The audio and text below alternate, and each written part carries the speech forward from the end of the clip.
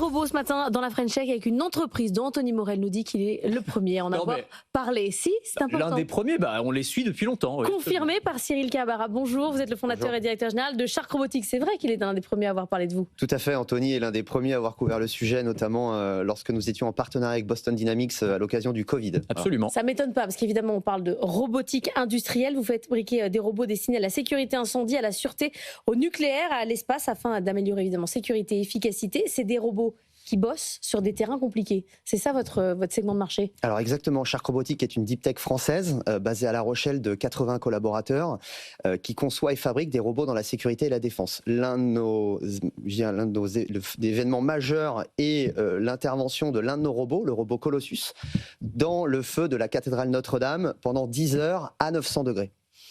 Et il a bien travaillé. Il a bien travaillé, il a fait le job, effectivement. C'est ce qui l'a rendu célèbre. Ouais, Anthony. Tous les Français qui ne connaissaient pas forcément, évidemment, Shark Robotics, ont vu ce robot et on s'est dit, mais qu'est-ce que c'est que ce truc? Les pompiers utilisent des robots.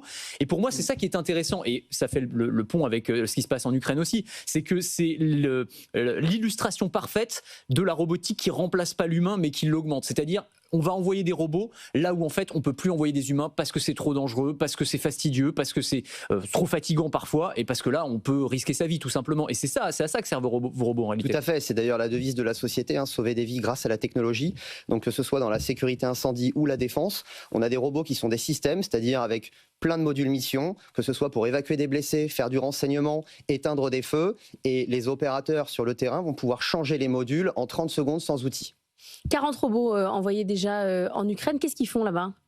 Alors tout à fait, on a livré 40 robots en 7 mois cette année au profit des forces d'intervention du CESU, qui sont les pompiers ukrainiens, et qui leur permettent d'intervenir notamment après les bombardements russes. Donc Shark Robotics prend part à la résilience de la sécurité incendie en Ukraine et également à la lutte anti-drone.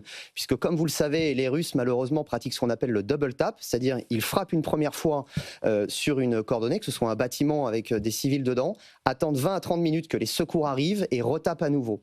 Donc dans ces conditions-là, aujourd'hui, les robots sont employés pour intervenir en premier, localiser les victimes, éteindre les feux, les évacuer. Et en cas de deuxième frappe, effectivement, c'est le robot qui encaisse. Et alors, expliquez-nous un petit peu comment ils fonctionnent, ces robots. On les voyait, donc c'est pas des humanoïdes, pour ceux qui imaginent les robots en mode Terminator. Non, c'est des robots montés sur chenilles, c'est des petits, comme des petits tanks un petit peu. Mais est-ce qu'ils sont autonomes? Est-ce qu'il y a un pompier pilote humain qui doit quand même les superviser? Comment ça marche concrètement? Alors tout à fait, c'est un robot qui est assez compact, puisqu'il permet de passer les franchir les portes. C'est un robot à chenilles de 500 kg avec à peu près une douzaine de modules qui peuvent être changés sans outils sur le terrain et qui va pouvoir passer dans tous les bâtiments, monter des escaliers et aller faire des missions.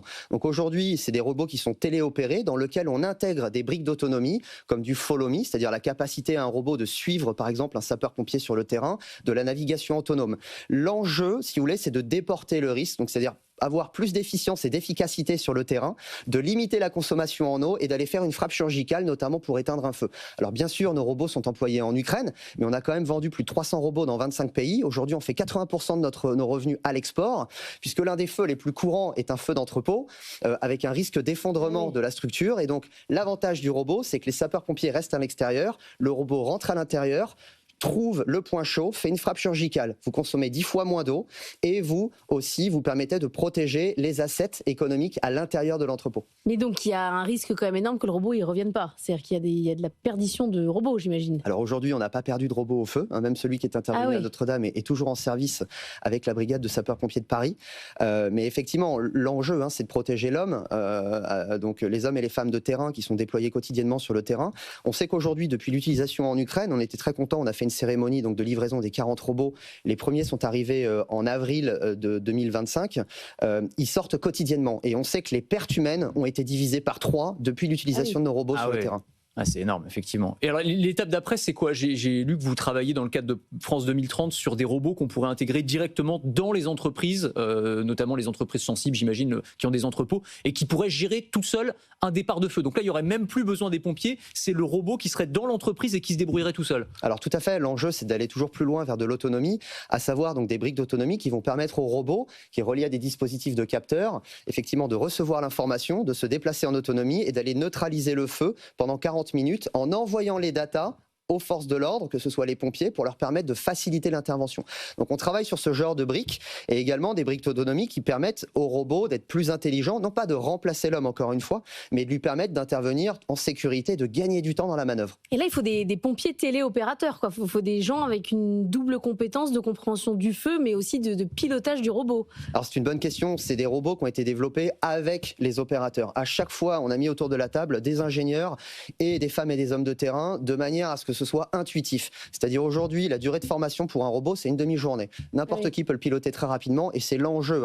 On doit avoir une robotique qui soit simple d'accès, déployable rapidement sur le terrain.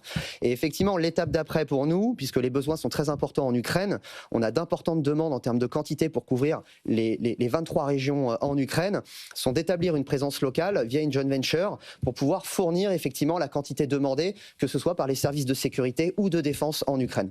Et avec des débouchés au-delà, parce que là c'est vraiment spécifique sur robots pompiers, mais ça pourrait être, je sais pas, des robots de déminage. Enfin, en zone de guerre, on peut imaginer plein d'applications pour des robots autonomes montés sur chenilles.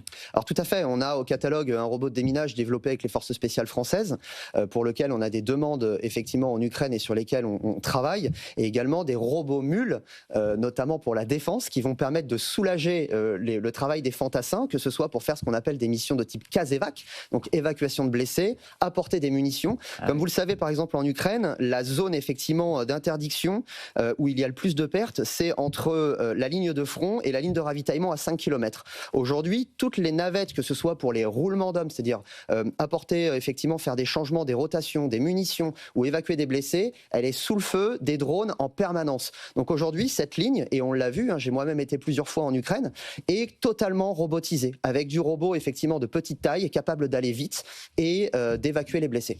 Merci beaucoup d'être venu ce matin pour nous parler de Shark Robotics. C'était absolument passionnant.